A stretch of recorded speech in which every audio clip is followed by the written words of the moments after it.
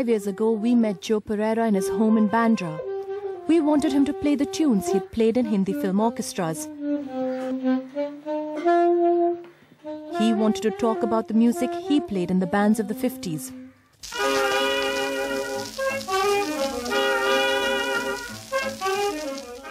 Frank Ferdinand, Mickey Coria, Anthony Gonzalves, Chic Chocolate and many others. Tajmahal Foxtrot, or Tajmahal, a Foxtrot, was a song written or recorded in 1936 by this group of guys, most of them. They're called Cricket Smith, and that's Cricket Smith and his Symphonians. And the lyric is pretty ambiguously phrased, so you're not certain whether it's about Shah Jahan's mausoleum, the mausoleum that he built, or whether it's about the hotel that hired them. I'm fascinated by it because the guy who's not in this picture is the composer, and his name is Mena Silas. And Mena Silas was a Baghdadi Jew whose family had lived in Bombay for at least a generation. And so this is the first jazzy tune with roots that are firmly planted in the subcontinent. And just the title is so intriguing. It sort of represents an east-west balance that Bombay really likes so much.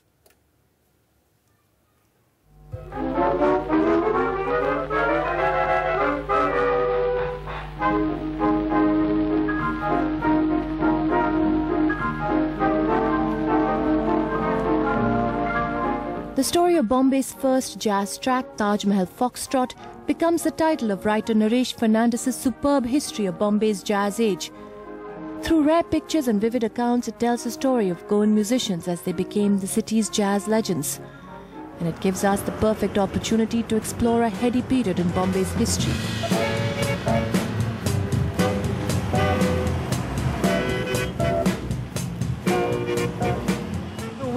What in the 50s was called the Churchgate Street extension. And it was an extension because all of this was actually reclaimed land. It was part of the Back Bay reclamation scheme. And by the mid-40s or the 50s, I think all these restaurants began to appear here. And many of them had bands which played in the popular style of the day, which was jazz. And so here is Gaylord. Across the road, which is now Mocha, used to be Berries. As we walk around the corner, we'll see Venice, and across the road from that is the Ritz. And then down the road is the Ambassador Hotel, where for a long time the reigning deity was a fantastic pianist called Dizzy Sal. And then he was replaced by Tony Pinto, who was there for more than a decade.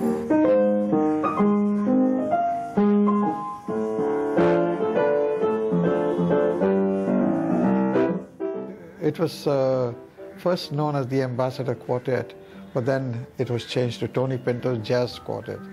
And we were considered as one of the foremost bands in India. We used to play practically all the concerts and all that used to take place.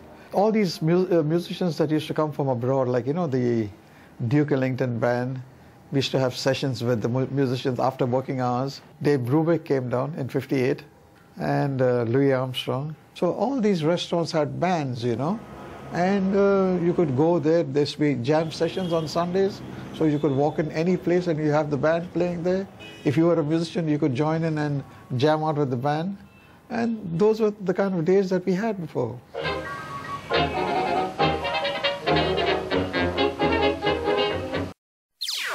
NDTV's Cricket app, Android and iPhone.